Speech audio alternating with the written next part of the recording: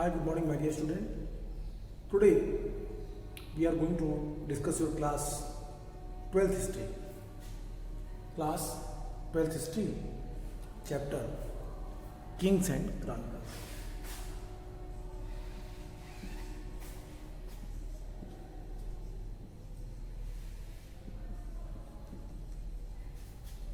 Kings and Chronicles.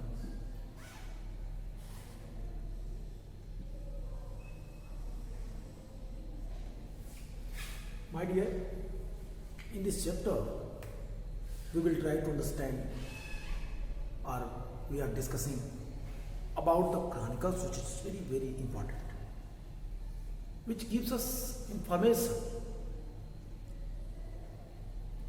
about Mughal state, Mughal empire, and local activities which is happening in this area.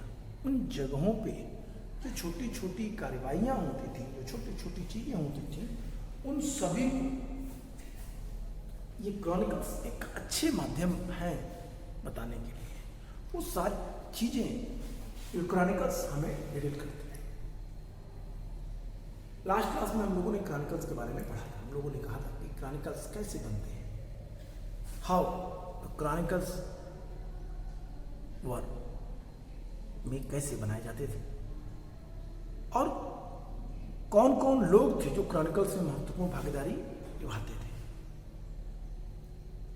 तो ये जो points हैं, chronicles में कौन कौन से लोग हैं, जैसे मैंने आपसे कहा था क्रॉनिकल्स में कैलीग्राफर, क्रॉनिकल्स में बुक बाइंडर्स, क्रॉनिकल्स में जो पेज मेकर है। तो ये तमाम सारे ग्रुप्स थे जो क्रॉनिकल्स लिखने में महत्वपूर्ण रोल निभाते थे। इनका कंट्रीब्यूशन बहुत ज़्यादा था, लेकिन मैंने आपको वहीं ये भी बताया था, यद्यपि ये काफ़ी महत्वपूर्ण लोग थे, लेकिन उसके बाद भी सारा का सारा श्रेय किसके पास चला जाता था? सारा का सारा श्रेय कैलीग्राफर ले लेता था, क्योंकि वो अच्छा लिखता था। मैंने आपको महमूद हसन का नाम बताया था, जिसको सीरी कलम की उपाधि दी गई थी। अकबर ने उसे सीरी कलम की उपाधि दी, क्यों? क्योंकि वो नस्तलीक में अच्छा लिखता था।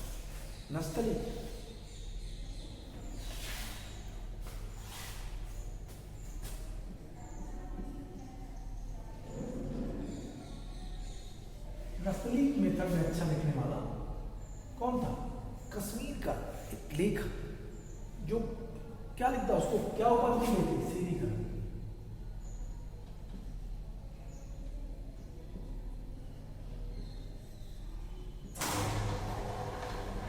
सीरी कलम। तो जो ये अच्छे सुलेखक थे उनको अच्छा लगता। अब इसके बाद का जो महत्वपूर्ण पॉइंट्स है वो ये कि अब आइए देखते हैं कि बुक में और भी कुछ थे, जैसे पेंटेड इमेज,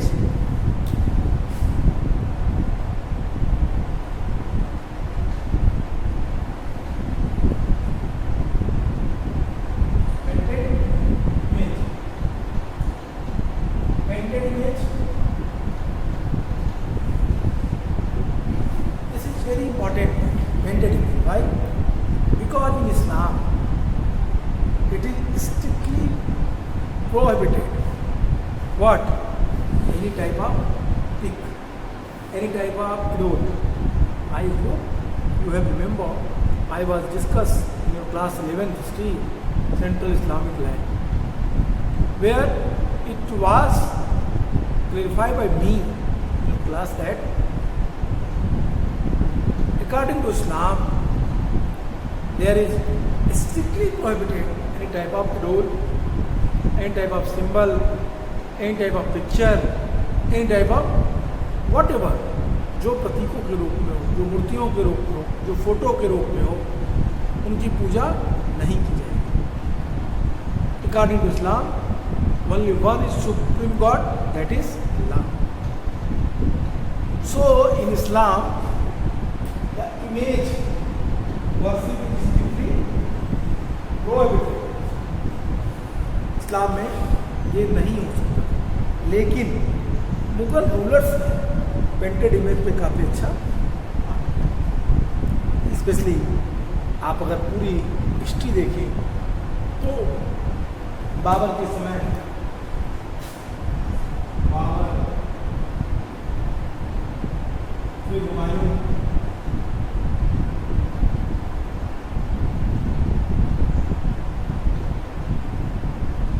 फिर अकबर, फिर जहांगीर,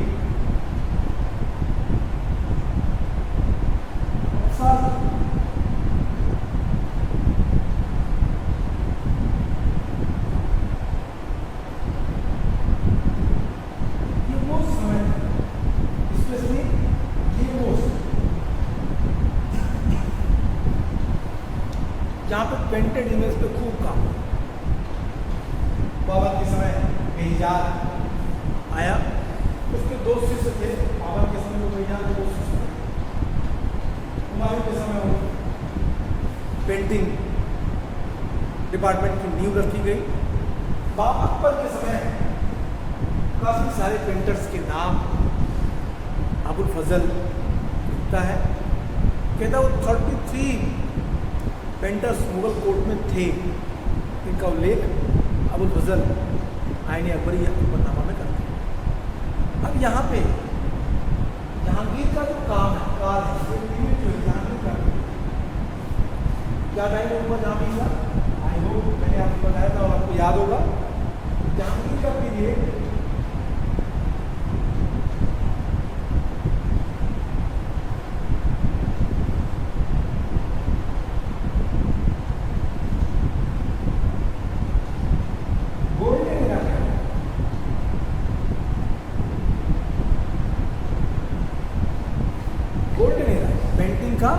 गोल्डन एरा था।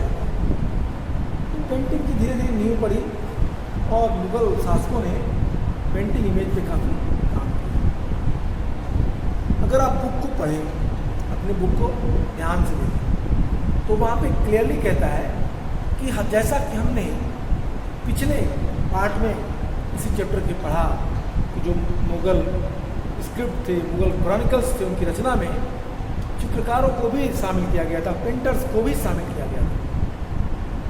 एक मुगल बादशाह के शासन की घटना का विवरण देने वाले इतिहास में लिखित पाठ के साथ साथ उन घटनाओं के चित्रों के माध्यम से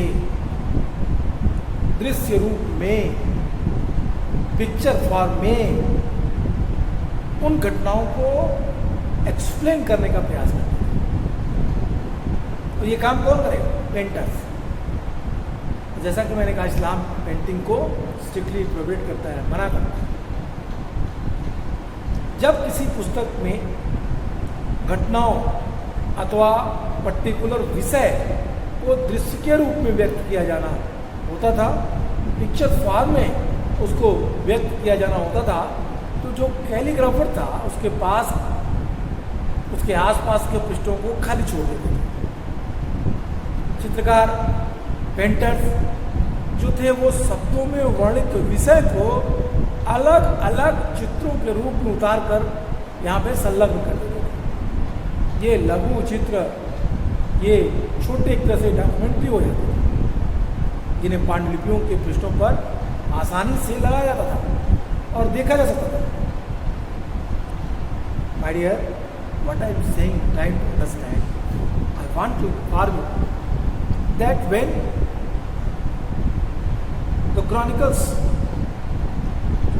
were in written form, जब वो लिखे जाते थे written form में, वो तैयार किया थे, when the calligrapher started to write about the chronicles, and write about the incidents, the activities, the policies, festivals, amusement, recreation, these type of all points. When calligrapher tried to compile them, these all in the chronicles, if he felt that here the picture is very important to express what I am writing, जो मैं लिख रहा हूँ उसके लिए picture बना होना बहुत जरूरी है। तो वहाँ पे जो सुलेखक होता था, जो कैलीग्राफर था, वो कुछ पन्ने छोड़ देता था ब्लैंक, और उसमें पेंटर्स उन घटनाओं से संबंधित जो उस पेज पे एक्सप्लेन किए गए, उन घटनाओं से संबंधित बातों को पूरी तरीके से वो क्या करता था, एक्सप्लेन करता। उसके अकॉर्डिंग वो पिक बनाया था, पिक्चर बनाया था। जैसे आपकी बुक में कई सारे पिक्चर दिए हुए हैं। आप देखिए जहांगीर डार्कनेस को मार रहा है, आप देखिए कि वो घटनाएं जो चीज़ें थी, वो चीज़ें पूरी तरीके से जो घट रही थी, वो एक नए फॉर्म, एक पेंटिंग्स के रूप में उसका आना, उस बातों को पूरी तरीके से एक्सप्लेन करने का सबसे बेस्ट। तो पेंटिंग इमेज का मुगल क्रॉनिकल्स में बहुत बड़ा योगदान था। जो पिक्चर थे, पिक्चर को न केवल किसी पुस्तक के जो ब्यूटिफिकेशन में मदद मिलती थी, उसके ब्यूटिफिकेशन को केवल वो बढ़ावा देते थे, बल्कि उन्हें तो लिखित माध्यम से राजा और राजा की शक्ति के विषय में जो बात कही नहीं जैसा कि हो, ऐसे विचारों को संप्रेषण का भी एक सशक्त माध्यम माना जाता है। अबुल फजल ने चित्रकारी को अबुल फजल ने एक जादुई कला था। अबुल फजल कहता है कि पेंटिंग इज अ मिरेकल। उसकी राय, अबुल फजल की सजेशन था, एडवाइस थी कि कला किसी निर्जीव वस्तु को भी इस रूप में प्रस्तुत कर सकती है जैसे उसमें जीवन हो। My dear, this is the reason that's why the Mughal emperor Aurangzeb strictly banned paintings. Aurangzeb का मानना था कि पेंटिंग्स ईश्वर की ताकत को चैलेंज करने का एक काम है, इसलिए पेंटिंग्स को बंद करा देना चाहिए। बंद उसने करवा भी दिया। पेंटिंग के अपने कुछ लिमिटेशंस थे, कुछ उनकी अपनी बाउंड्री थी, जहाँ शब्द कुछ व्याख्या करने में असमर्थ हो जाते थे, तो वहाँ पे पेंटिंग उन बातों को बड़े ही आसानी से और बड़े अच्छे तरीके से एक्सप्लेन करती है। सपोज कुछ घटनाएं ऐसी होती हैं जिनको आप शब्दों के रूप में व्याख्या उसकी नहीं कर सकते। You are unable to explain in the word form some incident. If you will think that you can easily understand that this point is very, very difficult to explain with the help of word, but it is very easy to explain with the help of paintings, the picture form. इसीलिए painters ने अपने चित्रों को एक नए स्वरूप में उभारने का काम किया। बहुत सारे पेंटर्स का नाम आपको मिलेगा, अब्दुल समद, जसवंत, बसावन, मनोहर, मिस्किन, दौलत, जफर बेग, मंसूर। एक लंबी फहरिस्त आपको मिलेगी पेंटर्स के नामों की, स्पेशली दो राजाओं के समय, अकबर के और जहांगीर के। अकबर और जहांगीर इन दो शासकों ने पेंटिंग्स में काफी काम किया। अकबर और जहांगीर का अकबर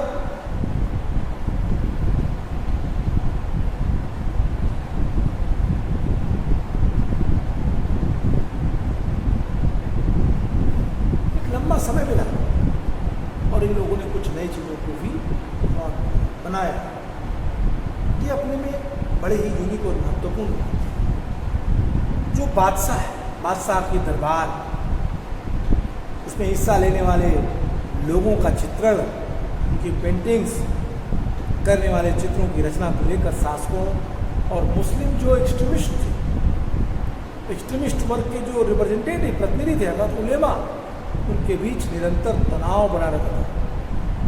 उलेमा ने कुरान के साथ हदीस, इसमें पैगंबर मोहम्मद के जीवन से एक ऐसा ही प्रसंग वर्णित है, में प्रतिष्ठापित मानव रूपों के चित्रण पर इस्लामिक प्रतिबंध का आह्वान किया। इस प्रसंग में पैगंबर साहब को प्राकृतिक तरीके से जीवित रूपों के चित्रण करने की मनाही करते हुए बताया गया, क्योंकि ऐसा करने से यह लगता है कि कलाकार रचना की शक्ति को अपने हाथ में लेने की कोशिश कर रहा है। यह एक ऐसा कार्य है जो केवल ईश्वर का ही हो सकता है, गॉड का ही हो सकता है। ये एक महत्वपूर्ण, I hope you are getting understand what I am saying. My dear, I want to tell you that the Muslim extremists, they believe that the work of painting is not a good path to follow Islamic rules. It is totally against Sharia. They try to prove that painting is against Islam. They set up example which is given in Sharia, which is given in Quran especially, which is given in Quran regarding to that. Once the Prophet Muhammad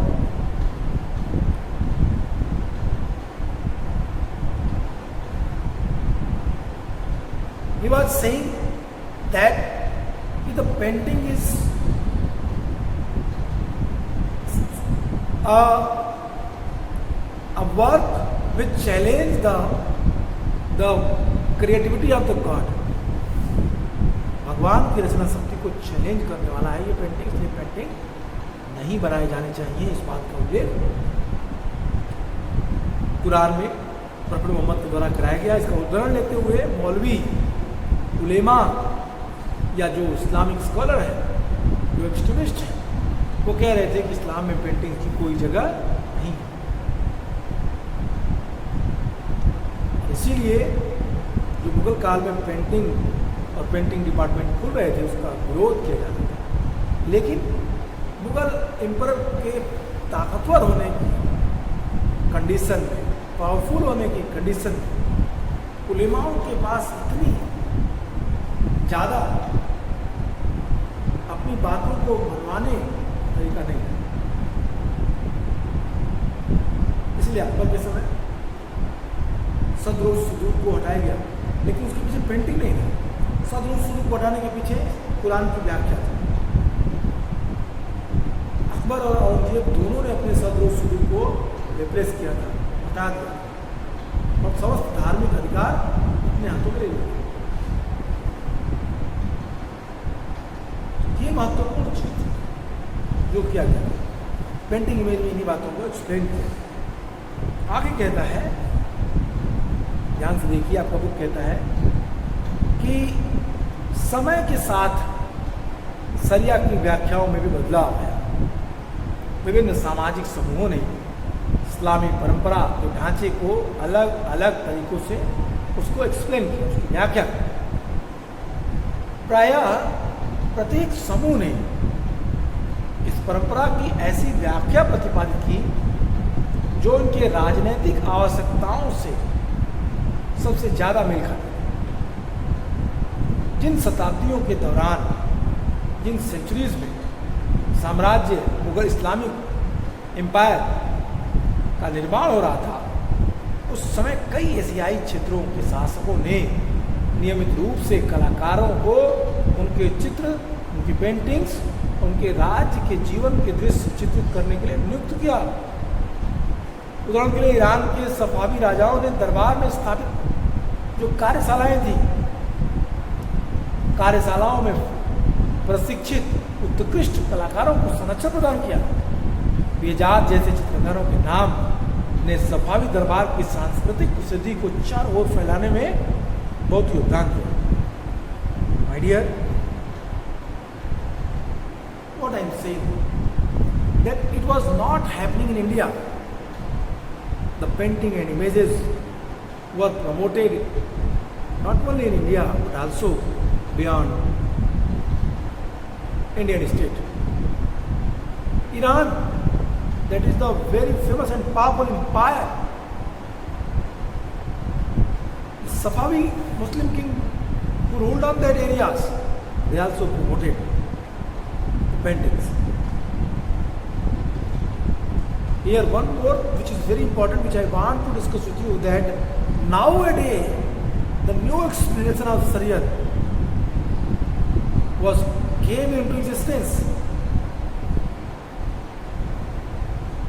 अब शरीयत की व्याख्या एक नए तरीके से की जा रही थी, जिसमें ज़्यादा से ज़्यादा राजनैतिक स्थिति को उसके अकॉर्डिंग डाला जा सके। शरीयत की व्याख्या करना अब राजनीतिक आधार पर उसकी व्याख्या शुरू हुई। कट्टर धार्मिकता की जगह राजनीतिक अपोज शुरू हुई। My dear, I hope you are getting understand. अब शरीयत को भी मोल्ड होना पड़ा राजनीतिक आवश्यकताओं के अनुसार। और भारत में मुगल शासक जिस पेंटिंग कार्यशालाओं को स्थापित कर रहे थे, जो पेंटिंग इमेज की जो डिपार्टमेंट खुल रहे थे, वो डिपार्टमेंट यहाँ के पहले ईरान में खुल चुके थे। ईरान के शिया मुस्लिम सफावी इन चीज़ों को कर रहे थे। तो जब वो कर रहे थे, भारत में ये चीज़ को होना, मुगल उनसे प्रभावित थे, मुगलों ने इन चीज़ों को अपने यहाँ भेजा। ईरान से भी कलाकार मुगल कालीन भारत आने में सफल हुए। कुछ को मुगल दरबार में लाया गया, जैसे मीर सैयद अली, अब्दुल समद को बादशाह हुमायूं को दिल्ली तक साथ देने के लिए कहा गया। अन्य के संरक्षण में प्रतिष्ठा के अवसरों की तलाश में बहुत सारे चित्रकार मुगल कोर्ट में आए ईरान से। बादशाह और रूढ़िवादी जो मुसलमान थे, रूढ़िवादी जो मुस्लिम विचारधारा थी, रूढ़िवादी मुस्लिम विचारधाराओं के जो प्रवक्ता थे, उनके बीच जीवधारियों के दृश्य के निरूपण पर मुगल दरबार में हमेशा तनाव बना रहता था। अकबर का दरबारी इतिहासकार अबुल फजल बादशाह को यह कहते हुए उद्धृत करता है कि कई लोग ऐसे हैं जो चित्रकला से घृणा करते हैं, पर मैं ऐसे व्यक्तियों को नापसंद करता हूँ।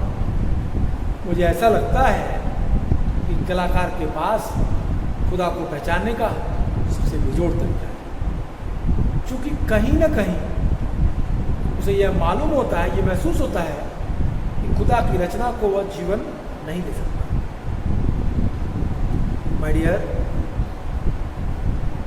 The explanation of Akbar that is very interesting message. Akbar की जो व्याख्या है वो अपने में, अकबर कहता है कि पेंटिंग तो खुदा की ताकत को बताने का सबसे अच्छा वे है, क्योंकि जब चित्रकार मानव के जैसे व्यक्ति को बना देता है, हूबहू पेंटिंग बना लेता है, लेकिन वो उसमें जान डालने में असमर्थ है। तो ये जान न डाल पाना ये प्रूफ कर देता है कि राजा या पेंटर्स खुदा के बराबर नहीं है। तो वो ये महसूस कर लेता है खुदा की ताकत सबसे ज़्यादा है, ईश्वर की ताकत सबसे ज़्यादा है, भगवान सबसे ताकतवर है इस पूरे यूनिवर्स। वो कहता है ऐसे लोग जो पेंटिंग को पसंद नहीं करते, उससे घृणा करते हैं, मैं उन्हें नापसंद करता हूँ। ये कहके उसने प्रमोट किया अपने यहाँ। मैंने आपसे जैसे कहा, मीर सैयद अली और अब्दुल समद जैसे लोग हुमायूं के साथ आए, और फिर हुमायूं के बाद अकबर के काल में अब्दुल समद ने काफ़ी काम किया। अबुल फजल ने 33 चित्रकारों का नाम अकबरनामा में लिखा, के बारे में एक्सप्लेन किया, बताया।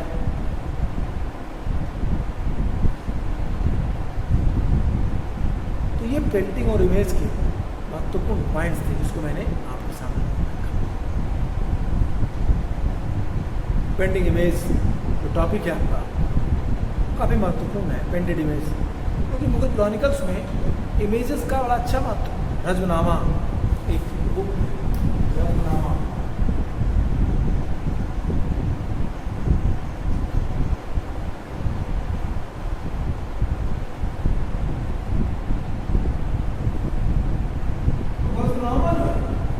क्या है?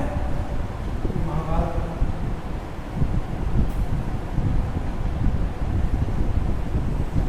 खूब पेंटिंग्स बने हुए, चित्र बहुत अधिक संख्या में।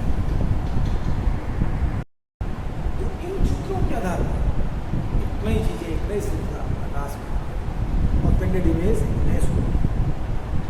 I hope you are getting understand what I am saying.